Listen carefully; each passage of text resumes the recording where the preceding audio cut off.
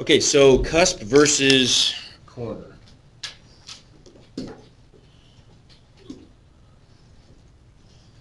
This is a corner.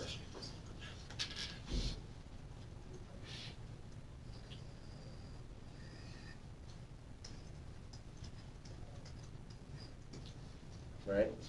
This is a cusp.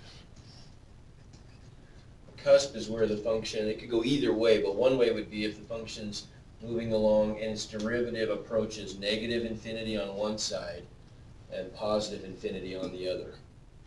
Okay? Does that make sense? So it's much, much sharper. Cusp is like a needle. Okay? All right.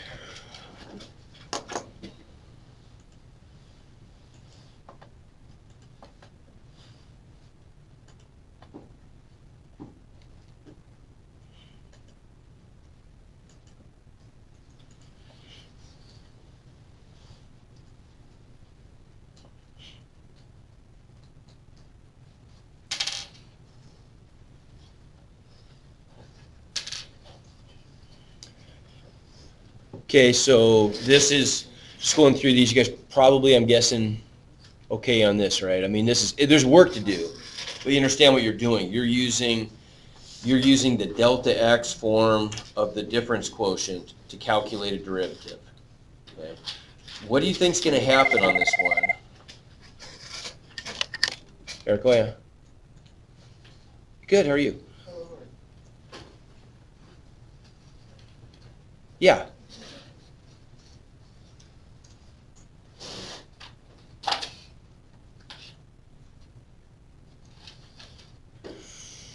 Yeah. Uh-huh. Mm-hmm. Mm-hmm.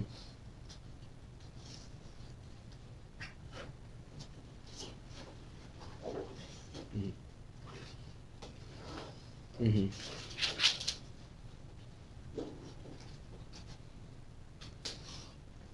Yeah.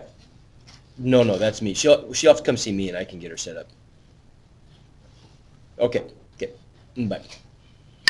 Okay, um, so on this one, what do you think is gonna happen when we have a 1 over x? I mean, we're gonna end up, what's f of x plus delta x if f of x is 1 over x?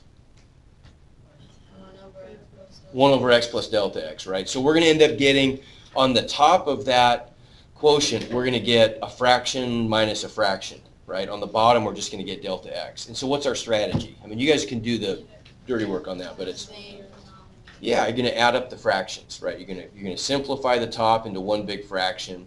You'll multiply that fraction by 1 over delta x, and what has to cancel? Delta x's. We have to have factors of delta x that cancel. So you kind of know in advance what needs to happen. You just got to make it happen, right? Okay.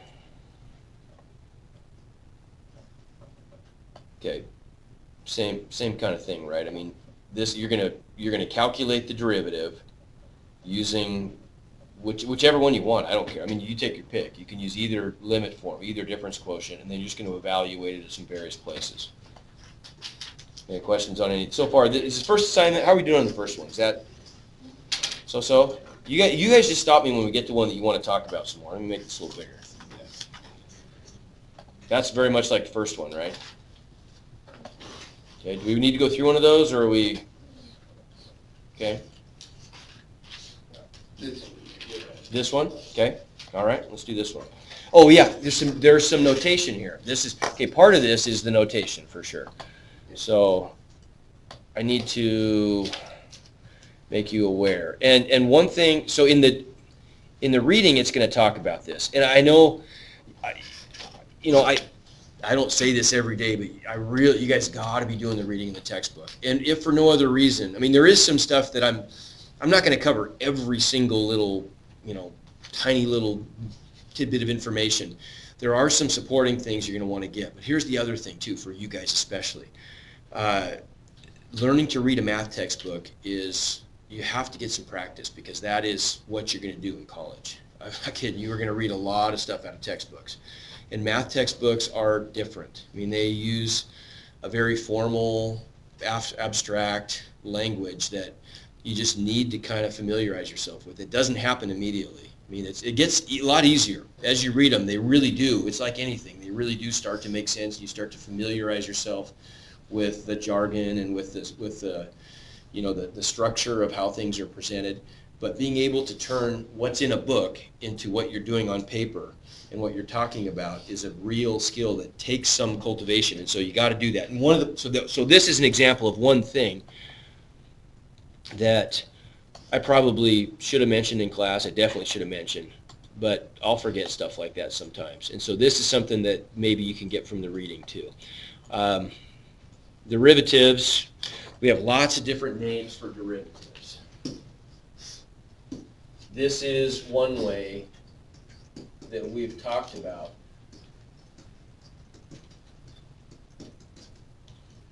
One way to do it, right? And this makes a lot of sense. This is kind of our functional definition of a derivative. If you start off with f of x, then we're going to take a derivative by going through that long, arduous process. And what we end up with, we call f prime of x because it is derived from f of x, right? It's f of x that's been changed by taking a derivative. Another way to say it is like this. That's just, it means the exact same thing as f prime of x, the exact same thing. It's just another name for a derivative. Yes, sir?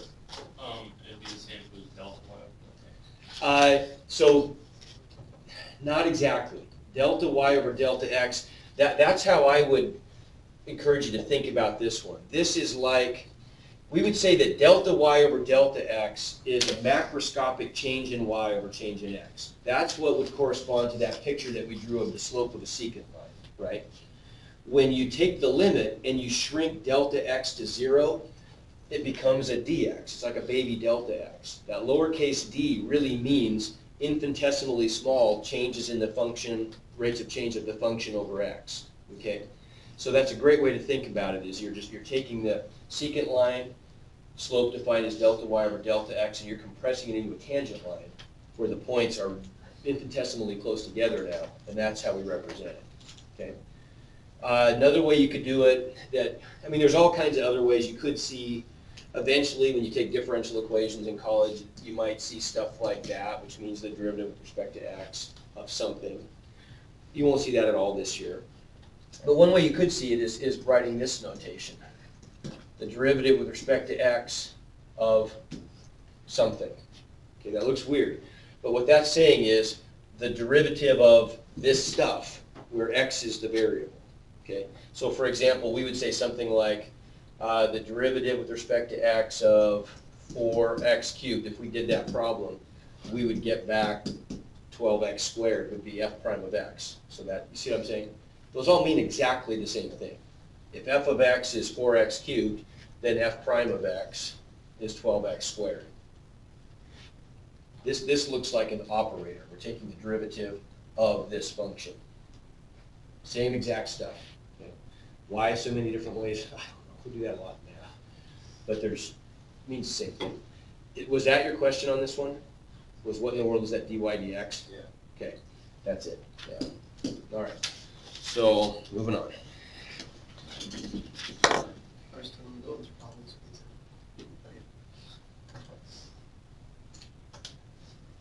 Okay, yeah. This is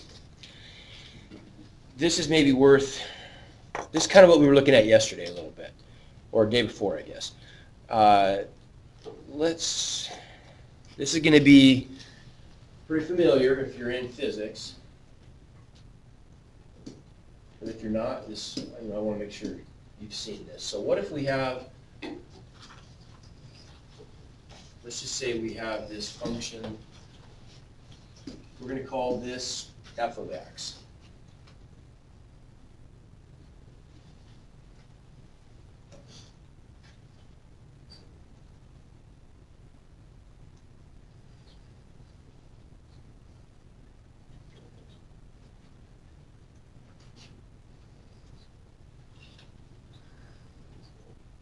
Say that's our function.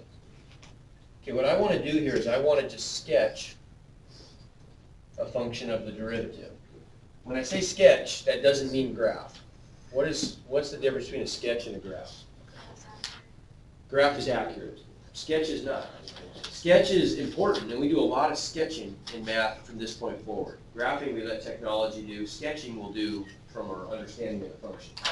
We just want to know what the overall behavior is. We don't care about the specifics very often, right? So if this is f of x, I want you to suggest a graph for its derivative. What would the derivative function look like in this case? Let's take it in pieces, right? Pretty clearly this is broken into some pieces, right? There's the first piece, right? Then the behavior changes, and the behavior changes again. Does that make sense? Okay, the behavior's kind of shifting there. So what about that first piece? What's happening? Now think, what is the meaning of a derivative in relation to the function? It's the slope of the function, right? So the value of the derivative function is equal to the slope of the original function, because that's what a derivative gives us, right? So what can you tell me about the slope here? It's going to decrease. Say it again, Richard. It's increasing, and it's large and positive, isn't it? Right? See what I'm saying? Right here, the slope is, our tangent line is pretty steep and positive, isn't it? Right? So we're going to start off up here. It's going to be large and positive, and what do we do with the function from there? It's going to go down. It's going to be sloping down, and what is it right here? 0. Yeah, so there it's at 0, isn't it? The value of the slope is 0. So the function's going to do this initially, right? Everybody agree? And I made a mistake there at the end. I was thinking ahead. What did I make a mistake at the end there? What did I do that I shouldn't have done? Actually, I can there. I can put a point there. I'm smarter than I thought. Okay, there isn't a sharp corner there, is there? So the derivative is continuous. What happens to the derivative next? Stays at 0. Stays at 0, okay, until right here, right? Now what? Open circle. Got to put an open circle, and this will give you a little insight into why the derivative's not defined there, because where does it go from there? It goes negative and positive, so it's going to jump down there, doesn't it? Right? So there's a jump in the derivative, so it can't be defined, right? Now what? Yeah, constant. And then another open circle. Open circle. Jump up to positive. And then we go to some positive value. And we don't really care what the values are. We just know they're positive and negative, right? Okay? So we would define this then as f of x. Let's go one better. What's f double prime of x? What's the derivative of the derivative? Say it again. F prime of, so this, oh yeah, this is f prime, sorry. That's f prime. What's, oh, it's black. No wonder I can't see it again. What's f double prime? So the f prime of f prime. A positive line and then that's 0. Okay, so I got a positive line here, right? Then now what? An open circle. I have, that's a sharp corner, isn't it? Right? And then I'm going to have an open circle, open circle, open circle, open circle. Right? That makes sense?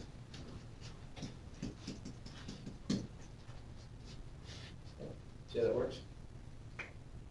Question? How do we get all that stuff? Well, what's the slope there? 0. 0, right? Because the value of the second derivative equals the slope of the first derivative. Well, the first derivative, I covered it up there, but I guess I was pointing at the wrong one. It's down here. It has a slope of 0, right? It's not defined there, so the second derivative can't be, right? It's still down there, still flat, open circle, right? Question, right? No, it's not. What's? Because someone else is thinking this for sure. While you're thinking of it, Isn't f prime of x a negative?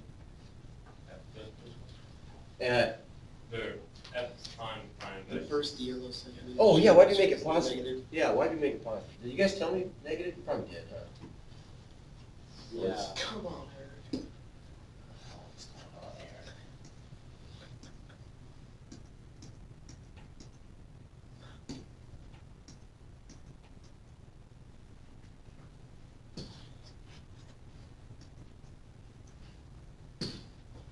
So that should be down here, shouldn't it? It should be like this.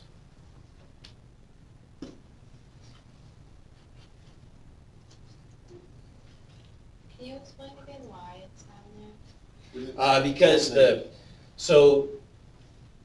the salmon colored function is the derivative of the blue function, right? So the slope of the blue function corresponds to the value of the, whatever that is, pink function, right? So the derivative, as an ant walks along this function from here up to here, the slope is positive but decreasing, right? So this function, the derivative then, which equals slope, is going to go from a positive value down to a zero value, okay? The yellow function is the derivative of the pink function. Well, as the ant walks along this slope, it's a constant, along that segment, it's a constant slope, it's a constant negative slope. So the value of the yellow function has to be constant and negative. Okay? Yes? Will that first yellow dot be filled in? The, which one? Oh, yeah, the first one, yeah, we'll talk about endpoints later, but for now, we'll just do that, yeah. Okay, make sense? Okay, yes? When do you know when a circle's open or closed? So it's open if the derivative is undefined there. Where are the places from 2 days ago where derivatives are undefined? Sharp corners, break in the function, or Vertical tangent. vertical tangents. So in this case, we saw instances of there's a sharp corner, right? So the yellow one has to be open. The blue function has a sharp corner there, so the pink one has an open circle. Okay, let's do another one of these. How about, so you can try this in your notes. I'll build one here, and you try to write the derivative of this.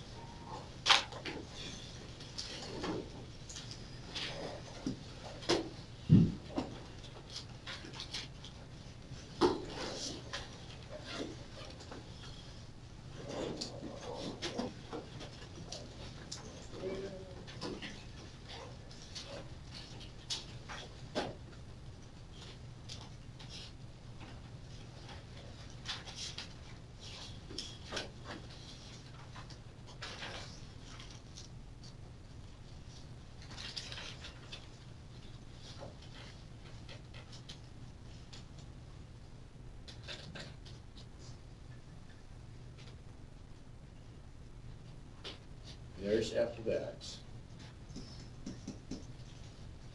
You draw that prime x to us.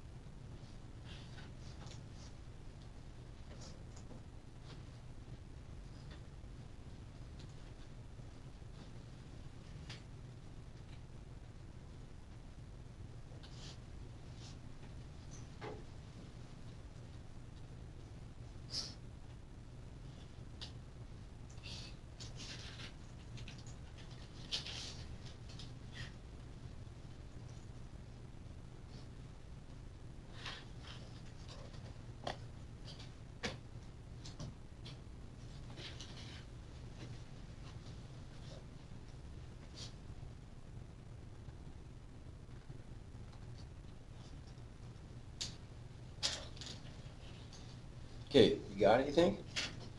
Maybe? Marin, you want to try the first one? First piece? Oh, here, I'll let you draw it. You get to have fun, you get to play with my toys. I share my toys.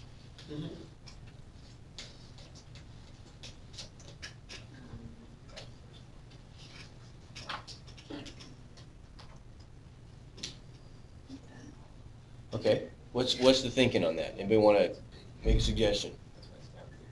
So think about tangent lines. When the ant's walking along the left, when he starts at the left-hand edge of that, what kind of a slope is he experiencing? Well, okay, it's right. So let's use the words positive and negative. Decreasing means negative, right? So you're right. Okay, so what are you going to do with that whole line? Well, okay, you're going to go from, now think about it, and I think this is a good strategy. Let me show you guys just a little trick here. Something that I think really helps, and this is called the slope field if you do this, is just to populate points with little tangent lines so you can kind of get an idea of what the slope's doing.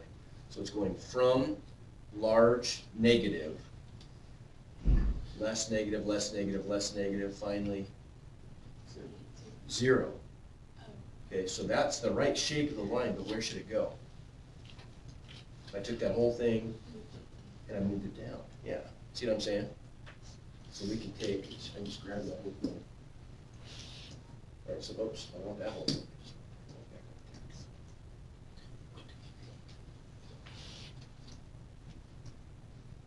Take that, move it down, maybe there. Everybody agree? Does that make sense? Let's try the second part. Come on, Tyler, you got it. So I gotta make it pen for you here. So describe for us, what's the slope doing there? It's going from, It's going from 0 to negative. okay, So like. yeah. Okay, good. Does that make sense? Everybody agree with that? Okay. Well, Brave still wants to try the next one. Come on up. You picked a tough one, huh? Oh yeah, that's why. Hardest one there. It's right there.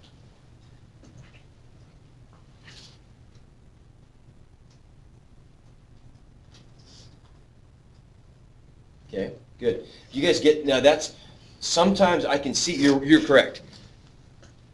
What about this spot right here? This is kind of a weird one because it looks like, okay, the slope, it starts off being 0 and it ends up being 0. Well, what's the initial slope there? 0, isn't it? The tangent right there is flat at the beginning of this segment, isn't it? It's supposed to be, right? So do I need the hole there or not? It seems like maybe you wouldn't need that because the derivative has the same value there that it has there, right? But you do, because there's a break in the function. And the break in the function, a derivative can't be defined in a place where there's a break in a function. Right? Even though the ant is seeing the same slope, he's at different places. So the limit of the function doesn't exist, right? If the limit of the function doesn't exist, then that gets inherited by the derivative. There's a little trick you can always know here. If you have a place where a function is undefined for any reason, and this one's defined, right? But if there ever is a place where the function's undefined, as you work your way down that derivative process layer by layer, you always inherit all of the discontinuities from the parent function. When you're going from function to derivative to first derivative and so on, all the little quirks and glitches get inherited as you move down through the tree. Okay, next part.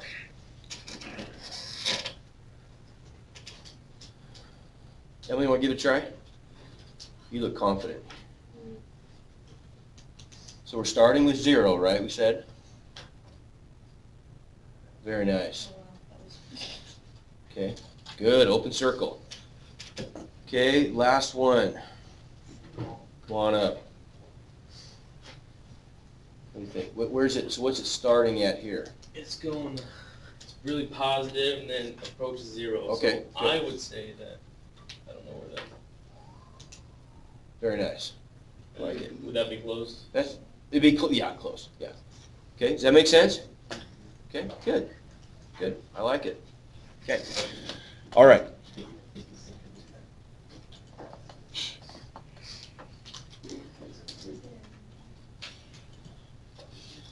Okay, we just got a few of those on here. You guys can, I'm not gonna help you. You guys can figure those out. Okay, here's another one. Another word comes up here. Normal. What's that mean from years past? What's a tangent is a line that's parallel to a curve at a point. What's a normal line? Perpendicular. Yeah, normal is a word for perpendicular. Yeah. So how would I find the equation of a normal line then? Exactly, yeah. Yeah, find the tangent, right? Which you find through a derivative. That's what it does. But and really, when you're trying to find the equation of a line, you just need a slope and a point, and then it's algebra 1, right? So the slope comes from the derivative. The point of tangency is given to us right there. So instead of using the tangent, you'll calculate the tangent and switch and flip it, right? So opposite reciprocal. Okay. Good, good. Same kind of thing. So, how do you do this one? Because there's not a point, it just gives you the x. Okay, it just gives you the x, but that implies a point. What's the point then? X something. Well, if x is 4, Then you have a point. what's, plug it in, exactly, right. So they're giving you the function y equals f of x, right? So when x is 4, y is 9 times the square root of 4, so y is 18, right? So you do have a point of tangency. So 9 over 4x plus 9 is 80. No, these are the answers you're not supposed to see. Okay. Let me do that. How's that? Okay. So you want the equation of the tangent line. So you got to do some work to get there. But remember, the ingredients for a line are just a point and a slope. So you know when x is 1, you can calculate y. You know, algebra 1 stuff. You're just going to plug 1 into the function and find out what y is, right? And then to find the slope, that's calculus stuff, right? That's where you got to do a derivative and evaluate the derivative at 1, at x equals 1. Okay? Just do this one. Sure. Square root 3 here. So. Yeah, we can do this one. All right, I'm going to take a picture. Let's just do the normal line, because if we can do the normal line, you can certainly do the tangent line. Each square root.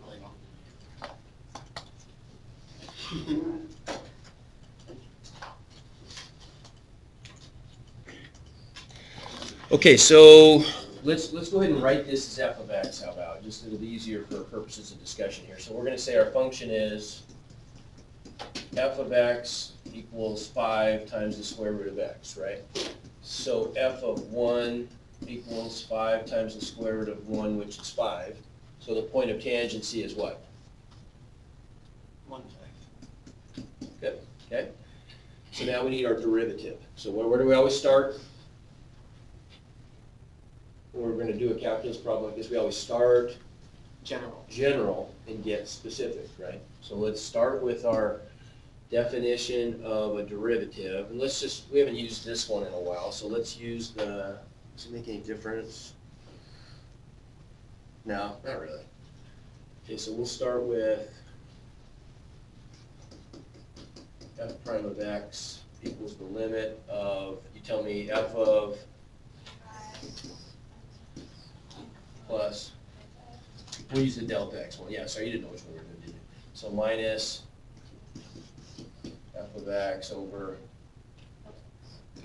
as delta x approaches 0. okay, good. So there's general. Now let's get specific. So what is our f of x plus delta x going to become?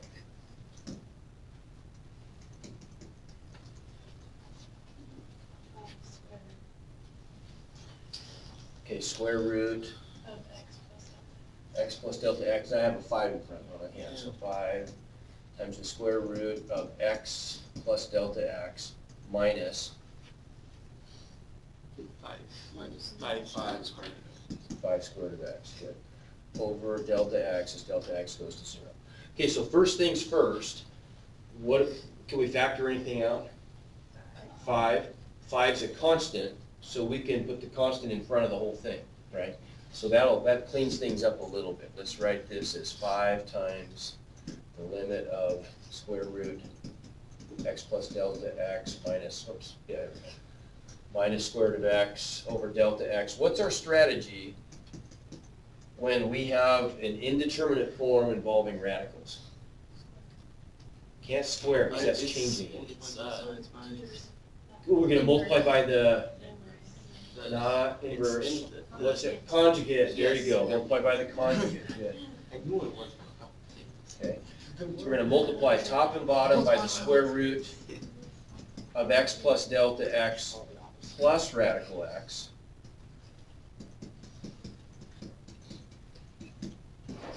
Okay, and that's going to give us, if we do that stuff, we're going to get,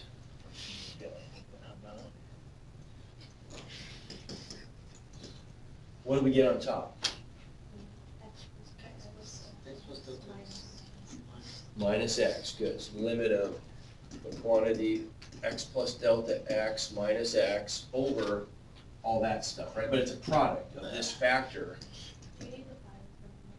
Oh, I do. Yeah, I do. Forgot it. Oops.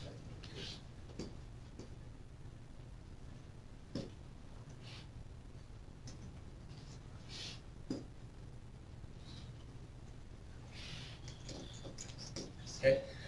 Delta x times all that stuff.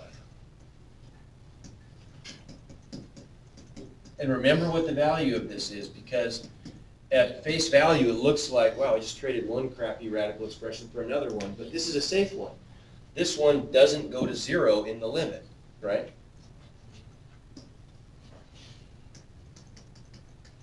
So on the top, what happens? So the x's cancel horizontally to 0, and then followed by canceling like factors vertically to 1. Okay, so this happens. So we get 1 on the top. And now we can actually evaluate our limit, can't we? So if we take the limit, meaning we're going to let delta x go to 0, the only delta x in the whole thing is right there, right? So on the top, interruption. At this time, we have the last group of Q through Z last name for picture retakes to report to the auditorium at this time. Okay, so on the bottom, on the top we just get 1. On the bottom we get the square root of x plus the square root of x, which is 2 square roots of x. Yeah. So our final answer is just 5 over 2 radical x. And if we're going to be really, particular about this, we could rationalize the denominator. But how many days in a row is that? It's pretty good. We get streak going. Yeah. So I would just leave it like that. I mean, it's not a big deal. I think, how did they do it? Let's just see what they said. If it doesn't tell us to rationalize the denominator, then I wouldn't bother. Oh, yeah, we're not done, are we? Whoops, that's not what we're trying to find. Huh. Okay, thank you. Yeah, we're trying to find the normal line and the tangent line, aren't we? So this is useful. We got the derivative, right? So what? So we got f prime of x equals this function, 5 over 2 radical x. We want the derivative where? At 1, because that's our point of tangency is at x equals 1, right? So then we could say that the slope of our tangent line is equal to f prime of 1, which is what? 5 halves, good. Okay, so that's the slope of the tangent line. So what's the slope of the normal line?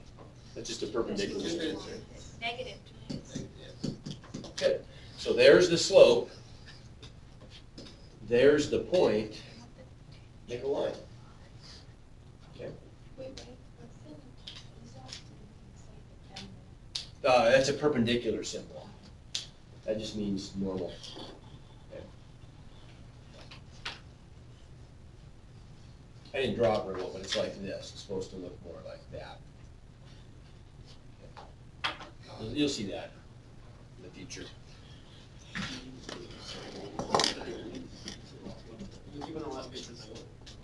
Say it again. Sure.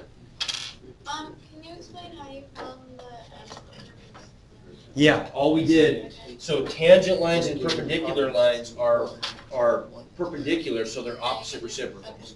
Just switch and flip.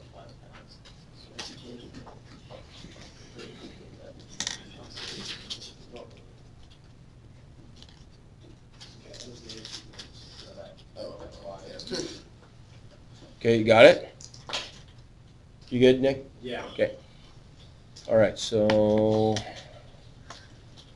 then last one, that's just another, all that is just another graph where you're trying to interpret, based on the function, you'll interpret what the slope graph would look like. Okay. So there's that guy, that's done. Out of the way. Let's try, how about the next one? 2 minutes. Okay. I can probably get through the whole thing, but It's an easy. a lot of it's going to be the same. There will be a few different questions. He's talking about continuity. Let's at least just talk about one or two of them so you could make some progress here. So we want to know some things. So where does the domain appear to be differentiable? Is there any place where it's not differentiable? 0. It's not differentiable at 0. Every place else it is. What about the endpoints? You can't, endpoints, we give them a little bit of a break here because you can't walk to the endpoint from the left, but if you're at the endpoint, the derivative would be defined because the ant is starting at one place and taking a step in the other direction to a place that's connected to where it started, right? So the endpoints are fine. The correct answer would just be we have to omit 0. Okay. The domain points where the function appears to be continuous but not differentiable are none, right? The only place where it's not differentiable, it's also discontinuous. Okay, let's real quick look at another one where we may see something different. Same questions. Like this guy right here. Where is this one? Where is the domain undefined? At 5, at 1, and at 3. Okay, of those places, where is the function continuous but not differentiable? 1. At 1. Where is it both discontinuous and undifferentiable? 3 and 5. 3 and 5. Okay, right? That'll get you confused.